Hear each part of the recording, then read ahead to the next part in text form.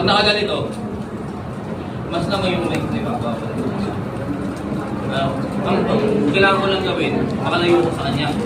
Hindi ko kailangan mapagpulong sa kanya. Huwag na kayo magpapagpulong kung may kutsilyo. Kasi kahit ano ba yan, tatamaan kayo niyan.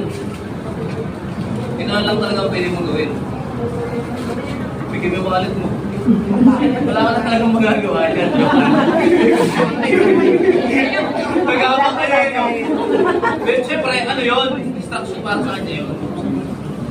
Diba? Anong gagamitin niya? Ito, diba? Oo. Yan. Pagka kukuha niya, saka mo siya gagawin ito. Ano? Bakit ganito? Huwag niyo makayaan na matulog niya. Magkakabahan na lang yung dalawa. Ano? Tapos ako sa ito lang. Kumahat, hindi kailangan matulog niya. Sinasagot niya yung pera. Oo, promise. At least, ligtas kayo. Kasi 60 minutes usapan natin yung self-defense.